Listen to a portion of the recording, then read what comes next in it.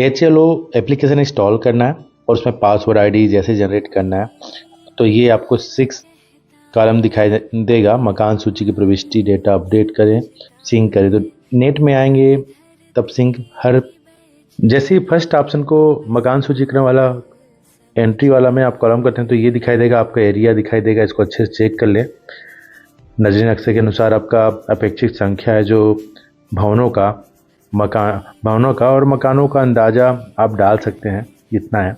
और लाइन क्रमांक हमेशा सेम ही रहेगा, मतलब कि हमेशा आपको चेंज नहीं करना पड़ेगा, ऑटोमेटिक होगा, ऑटो स्वीप होगा वो।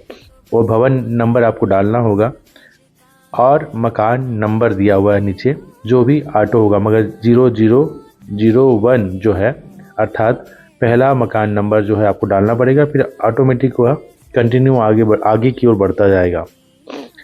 अगर कोई नागरिक स्वगणना किया हुआ है, सेल्फ इमुलेशन किया हुआ है, तो ये 12 अंक का डिजिट उनसे मांग कर आप सबमिट करें, तो जो भी वो कॉलम भरा होगा वो दिखाई देगा। तो ACID संदर्भ, तो जैसे ही 12 अक्षर का अंक दर्ज करेंगे, सबमिट करेंगे, तो उसके द्वारा जितने भी दर्ज किए गए 34 बिंदु है आपको दिखाई देगा। इसमें पूरा ब्यौरा नहीं दिखाई देगा, नंबर 1 नंबर 2 मतलब कोड के हिसाब से देगा, जैसे कि जनगणना मकान नंबर, जनगणना मकान की स्थिति, ये सब आपको चेक करना होगा और इसको फाइनल सबमिट करना होगा। चौथा है जनगणना मकान के फर्श में प्रयुक्त प्रमुख सामग्रियां, और छठवा है जनगणना मकान की छत में प्रयुक्त प्रमुख सामग्रियां। सातवां है जनगणना मकान के उपयोग का पता लगाएं।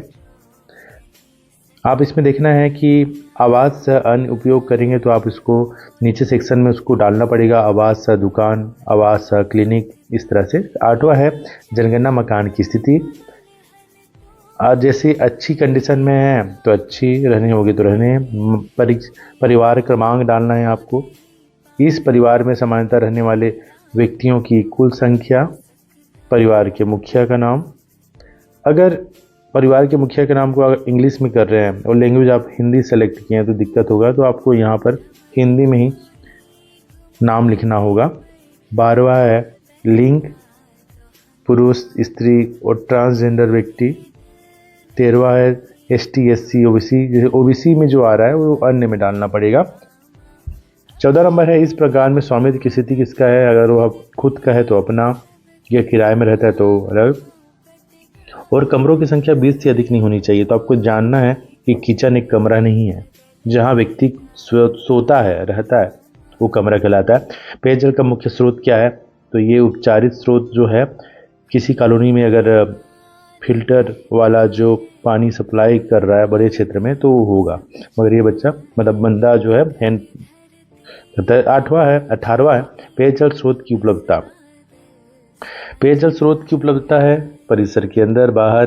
प्रकाश के मुख्य स्रोत हैं। 19वां नंबर का, इसमें आपको बिजली हो गया, ये बताना है। 20वां नंबर है शौचालय की सुलभता। इसमें संकोच करेंगे बताने वाले, तो आप इसको देख सकते हैं। 20 क्वेश्चन है शौचालय की सुलभता के उपरांत। आप देख रहे हैं कि खुले में सोच कर रहे हैं। तो गंदे पानी की निकासी किससे जुड़ी हुई है, तो ढकी नाली से है, खुली नाली से है, किसी भी नाली से नहीं है। तो आपको जो भी दिखाई दे रहा है बता रहे हैं वैसे डालना है। 23वां परिसर के अंदर स्नान सुविधा की उपलब्धता, स्नान गृह या छत के बिना अहता, तो इसको आप डालना पड़ेगा। 24वां नंबर है रसोई घर या LPG गैस कनेक्शन की उपलब्धता, उपलब्ध है कि नहीं है, उसको डालना है। फिर आ रहा है कि रसोई घर में है कि नहीं है, कि आप बाहर बना रहे हैं, खाना पका रहे हैं, बाहर घर के बाहर खाना बना रहे हैं। ये जो 25वां है खाना पकाने के लिए प्रमुख ईंधन कौन कौन सा है, जिसको आप देख सकते हैं। कौन सा, अगर वह लकड़ी से बना रहा है तो जलाऊ लकड़ी हो गया। LPG है तो LPG 6 नंबर का कोड है। इस प्रकार से 26 नंबर का क्वेश्चन है रेडियो ट्रांजिस्टर है या नहीं। अगर रेडियो का ज़माना नहीं है तो मोबाइल उनके पास होगा तो मोबाइल में टिक करें, और नहीं है तो नहीं में टिक करें। टेलीविज़न है तो मुफ्त डिश TV वाला है तो फर्स्ट वाला, नहीं है न TV है न केबल कनेक्शन है तो नहीं डालिएगा। इंटरनेट सुविधा जो है मोबाइल में, अगर इंटरनेट चला रहा है तो ये 2 नंबर का कोड आएगा, मोबाइल स्मार्टफोन। लैपटॉप कंप्यूटर में अगर है तो फर्स्ट कोड नहीं है तो सेकेंड कोड इसमें दिखाई दे रहा है। टेलीफोन और मोबाइल स्मार्टफोन है, कैसा है, लैंडलाइन है, नहीं है तो मोबाइल है, तो मतलब स्मार्टफोन मतलब 2 नंबर का कोड आएगा। अगर कीपैड वाला है तो 3 नंबर से सारा मोबाइल। एक तीसरा है साइकिल, स्कूटर, मोटरसाइकिल, मोपेड, और यहाँ पर साइकिल स्कूटर दोनों नहीं, जो भी इसको डालना है। परिवार द्वारा उपभोग किया जाने वाला प्रमुख अनाज है, तो जिसमें ज़्यादा उपयोग करता होगा, सुबह शाम अगर रोटी खा रहा है गेहूं का तो गेहूं में आएगा, अगर रात को रोटी खा रहा है सुबह चावल, अधिक मात्रा किसका यूज़ हो रहा है तो चावल आएगा।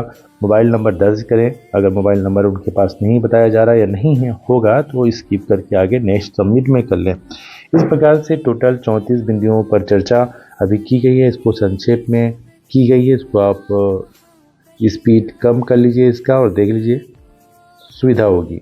धन्यवाद।